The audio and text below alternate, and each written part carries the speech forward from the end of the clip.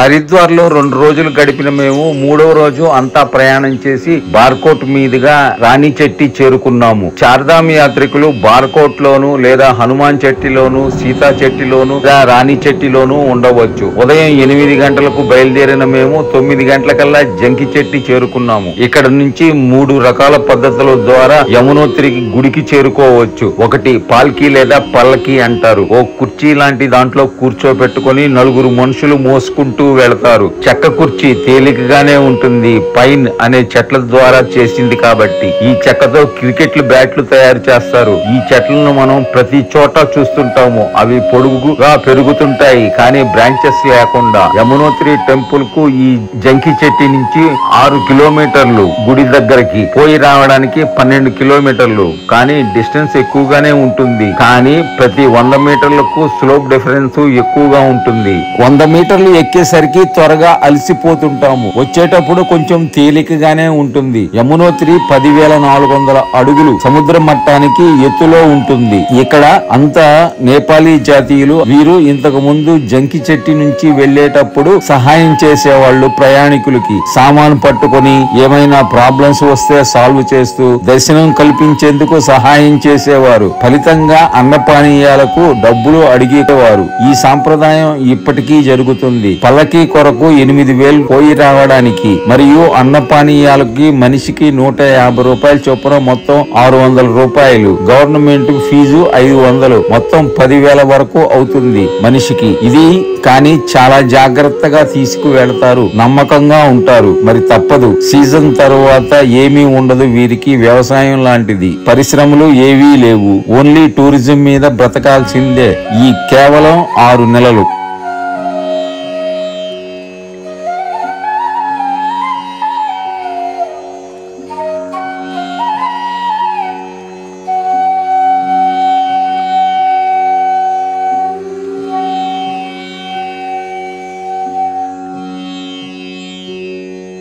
ఇకపోతే పిట్టు, ఒక మనిషి బుట్ట లాంటి దానిలో కూర్చోబెట్టుకొని నడుముపై వంగుతూ నడుస్తాడు. దీనికి 6,000 వరకు ఉంటుంది. ఇకపోతే గుర్రం. ఇవి గుర్రాలు కావు, పోనీలు. గుర్రానికి కంచరగాడికి క్రాస్ బ్రీడ్. ఎక్కువ బరువును మోస్తాయి. చెవులకు ఎల్లో కలర్ చిన్న స్లిప్ లాంటిది ఉంటుంది. అంటే గవర్నమెంట్ దగ్గర వీళ్ళు ట్యాక్స్ కట్టి ఉంటారు నడిపించడానికి. ఫీజు ఎంత ఉంటుందో తెలియదు కానీ 150 రూపాయలు కట్టాలి అని చెబుతారు. వీరు 2500 దాకా కలెక్ట్ చేస్తారు. గుర్రాలు చాలా కష్టపడతాయి మెట్లు ఎక్కడానికి.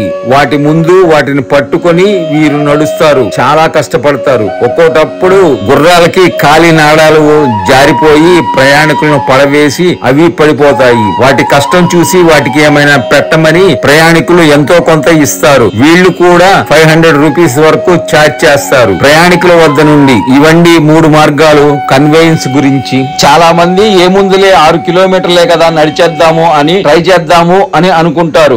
ఇంటి దగ్గర ప్రతిరోజు ఉదయం కానీ సాయంకాలం కానీ 5 కిలోమీటర్లు పైన నడిచే వాళ్ళు అయితేనే ఇక్కడ ట్రై చేయవచ్చు. ప్లెయిన్ లో నడిచినట్టు ఉండదు. దారి బాగున్న కొండలు ఎక్కినప్పుడు ఎలా ఉంటుందో అలా ఉంటుంది. నడిచే వాళ్ళకి ఎక్కువ లగేజీ ఉండకూడదు. కొంత దూరం పోయేసరికి మన శరీరమే మనకు బరువు అనిపిస్తుంది. చేతిలో స్టిక్ కంపల్సరీగా ఉండాలి. అవి ఇక్కడే దొరుకుతాయి. ఇక మనం తీసుకోవాల్సిన జాగ్రత్తలు. యమునోత్రి గుడి ప్లేస్ హయ్యర్ ఆల్టిట్యూడ్ లో ఉంది కాబట్టి చలి ఎక్కువగా ఉంటుంది. కాబట్టి మంచి స్వెటర్ వేసుకోవాలి. ఇక్కడ రెయిన్ ఎప్పుడు పడుతుందో తెలియదు కాబట్టి రెయిన్ కోట్ కంపల్సరీగా బ్యాగ్ లో ఉండాలి. మూడవది, కాలికి మంచి షూ ఉండాలి. కారణం మనం నడిచే దారిలో రెయిన్ పడి స్లషీగా ఉంటుంది మరియు స్లిప్పరీగా కూడా అవ్వకుండా ఉండాలి. మనం నడిచే దారిలో పల్లకి వాళ్ళు, గుర్రాల వాళ్ళు, పిట్లు వాళ్ళు అందరూ నడుస్తారు కాబట్టి అక్కడక్కడ తొక్కిసలాట ఉంటుంది. ఇక నాలుగవది, దారిలో మనం ఎక్కడ హోటల్స్ ఉండవు కాబట్టి ఆకలి వేసినప్పుడు దారిలో ఏమీ దొరకవు కాబట్టి స్నాక్స్ కంపల్సరీగా తెచ్చుకోవాలి.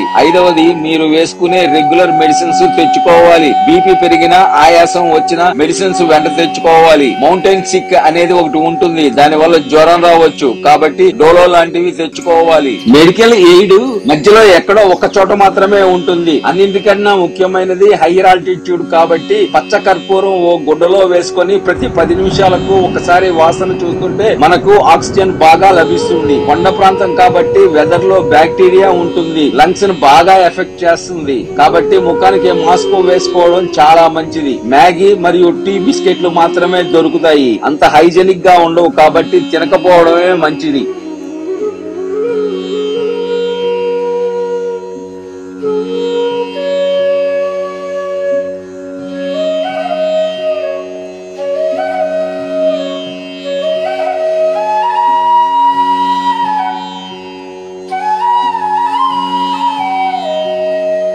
యమునాదేవి పుట్టుక గురించి ఓ పురాణ కథనం ఉంది, అదేమిటో తెలుసుకుందాం. సూర్యుని భార్య అయిన సంధ్యాదేవికి ముగ్గురు సంతానం. వారు శని, యముడు, యమున. సంధ్యాదేవి సూర్యుని తాపానికి ఓర్వలేక తన ఛాయను తన స్థానంలో ఉంచి తపమాచరించడానికి వెళ్ళింది. ఛాయాదేవికి సూర్యుని వల్ల కొంతమంది కుమారులు కలిగారు. తరువాత ఛాయాదేవి సంధ్యాదేవి కుమారుల పట్ల కొంత అశ్రద్ధను చూపించసాగింది. ఒకరోజు ఛాయాదేవి తన కుమారులకు ఆహారాన్ని అందించి సంధ్యాదేవి సంతానానికి ఆహారాన్ని అందించడానికి నిరాకరించడంతో శని కోపించి ఛాయాదేవిని కాలితో తన్నాడు. ఛాయాదేవి కోపించి శనిని కుంటివానివిక అని శపించింది. ఇది గమనించిన సూర్యుడు శనిని తల్లిని తనిన కారణమేమిటి అని అడిగాడు. శని చెప్పినది విని సూర్యునికి ఛాయాదేవి మీద సందేహం కలిగింది. కన్న తల్లివైతే ఇలా చేయవు, అసలు నీవెవరు అని ఆమెను నిలదీయగా తను సంధ్యని కానని ఆమె చేతి నియమించబడిన ఛాయాదేవినని నిజం చెప్తాది. ఈ సంఘటన తర్వాత శని, యముడు ఆ ప్రదేశాన్ని విడిచిపోతారు. యముడు శివుడికి సహాయంగా మరణాంతరం ప్రాణులకు పాపం చేసినందుకు దండననిచ్చే నరకాధిపతి అయ్యాడు. దండన ఇవ్వటంలో సమానంగా వ్యవహరిస్తాడని పురాణ కథనం. అన్నదమ్ముల వియోగాన్ని భరించలేక యమున కన్నీరు మున్నీరుగా ఏడవగా ఆమె కన్నీరు నదిగా ప్రవహించినట్టు పురాణ కథనం. యమునోత్రి గుడి దగ్గర వాతావరణం ఎందుకో చాలా మార్పుగా ఉంటుంది. కాలింది పర్వతం ఎంత దూరాన ఉందో ఘనీభవించిన సరస్సు దగ్గర చల్లదనానికి మేఘాలు అవుతాయో లేదో తెలియదు కానీ ఎప్పుడూ ఆ స్థలంలో ఆకాశంలో మేఘాలు కదులుతూ ఉంటాయి. ఎండాకాలంలో రోజులో కనీసం 10 నిమిషాలు అరగంట ఖచ్చితంగా చెప్పలేము కానీ ఇన్ జనరల్ గా ప్రతి రోజు వర్షం పడుతుంది. ఇదేమి విచిత్రమో, రోజు వర్షం పడుతుండటం వల్ల చెట్లు తన పచ్చదనాన్ని కోల్పోవు. ఇది చూస్తే ప్రకృతి అంతా పులకరిస్తుందా అన్నట్టు అనిపిస్తుంది. ఇకపోతే పాత సినిమాలలో మనం చూసి ఉంటాము, గంగామాతను భగీరథుడు నేల మీదకి రమ్మని తపస్సు చేయడం, నేను వస్తే భూమి భరించలేదు అందువలన శివుని ప్రార్థించమనటం, శివుడు జటాజూటంతో గంగమ్మను పట్టుకోవడం, ఆ తర్వాత శివుడి తలపై నుంచి గంగ భూమి మీదకి దూకటం అన్ని పాత సినిమాల్లో చూసే ఉంటాము. కానీ ఇక్కడ రియాలిటీగా ఉన్నదేమో వేరుగా ఉంది. గంగోత్రి గ్లేసియర్ లో పుట్టి ఇరుకు పర్వతాల గుండా ప్రవహిస్తూ మైదాన ప్రాంతమైన హరిద్వార్ దగ్గర చేరుతుంది. ఇక యమునాదేవి చూడండి, పుట్టింది చంపాసర్ గ్లేసియర్ లో 14,400 అడుగుల ఎత్తులో. కాలింది పర్వతం మీదుగా జారుతూ యమునోత్రి టెంపుల్ దగ్గరకు వచ్చేసరికి 10,400 అడుగుల ఎత్తు, అంటే దాదాపు 4,000 అడుగుల ఎత్తు దిగింది. అంతేకాదు జంకి చెట్టి 8,600 అడుగుల ఎత్తు, 10,400 ఎత్తు మైనస్ 8,600 అడుగులు తీసివేస్తే 1,800 అడుగులు, అంటే యమున 4,000 ప్లస్ 1,800 = 5,800 అడుగుల ఎత్తు నుండి దూకిందన్నమాట. చరిత్రకారులు తమ గ్రంథాలలో గంగమ్మ మొదట స్వర్గం నుంచి శివుని జటాజూటంలోకి దూకి అక్కడి నుంచి భూమి మీదకు దూకిందని వ్రాశారు. అసలు 5,800 అడుగుల ఎత్తు నుంచి దూకింది యమునమ్మ కదా. చరిత్రకారులు యమునమ్మ పేరు రానికుండా గంగమ్మని ఎందుకు వర్ణించారేమిటి?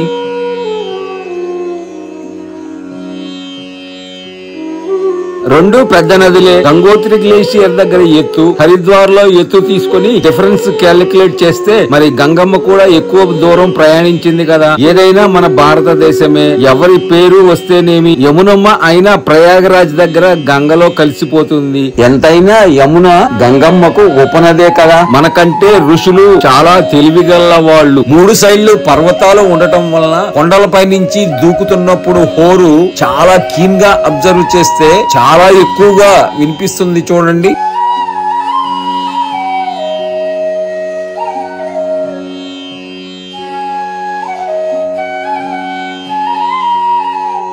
పూర్వం అసిత మహర్షి ఇక్కడే ఆశ్రమం ఏర్పాటు చేసుకొని తపస్సు చేసుకునేవాడు. ఆయన ప్రతిరోజు గంగోత్రి యమునోత్రిలో స్నానం చేసేవాడు. ఆయన వార్ధక్యం కారణంగా నడవలేక యమునోత్రిలోనే స్నానం చేసేవాడు. గంగను ప్రార్థించగా గంగ తనలోని ఒక పాయను ఇక్కడ వేడి నీటి బుగ్గగా అవతరించిందట. అప్పటి నుండి ఆ మహర్షి గంగలోను యమునలోను స్నానం చేయనారంభించాడట. ఇది ఒక పురాణ కథనం.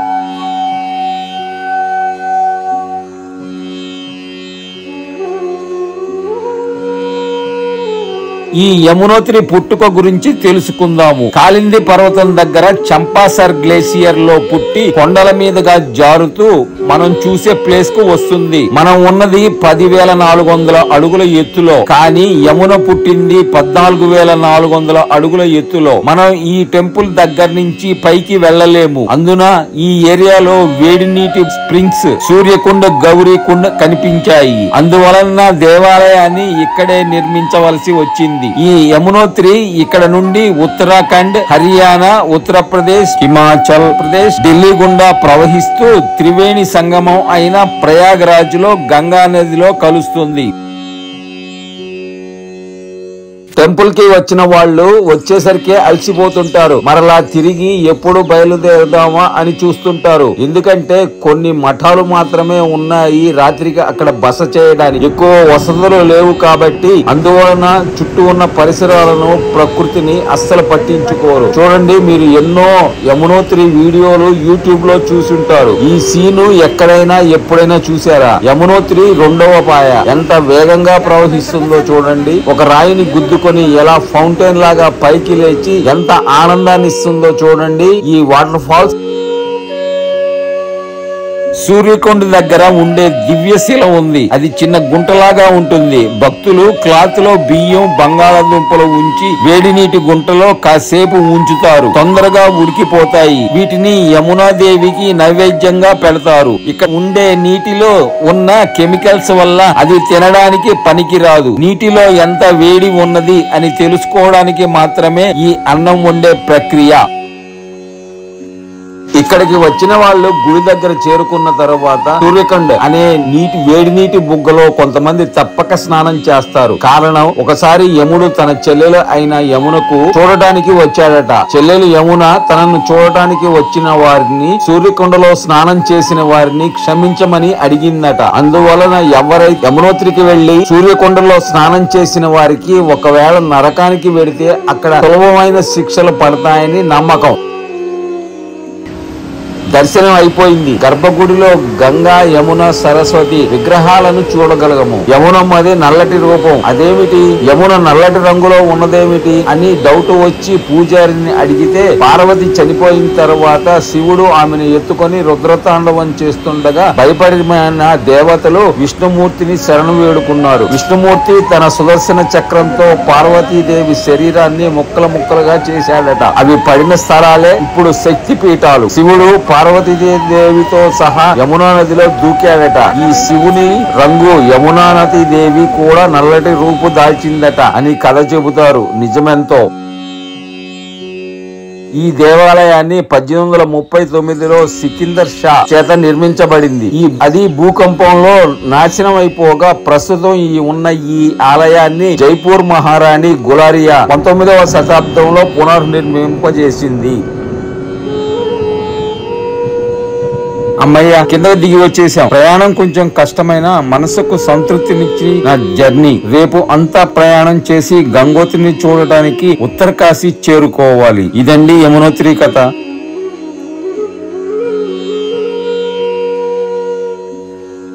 ఇదే జంకీ చెట్టి సెంటర్. ఇక్కడ నుండి మనం మోటార్ సైకిల్ మాట్లాడుకొని పార్కింగ్ ఏరియాకు వెళ్ళాలి. నడిచిపోవాలంటే 3 కిలోమీటర్స్ ఉంటుంది. కొండ ఎక్కాలి. మనం ఎక్కడైతే దిగామో అక్కడికే చేరుకోవాలి. చాలా మంది ఇక్కడే తప్పిపోతుంటారు. జాగ్రత్త పడాలి.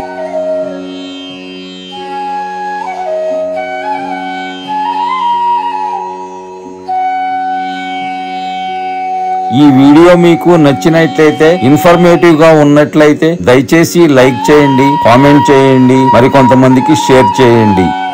ఋషికల్పన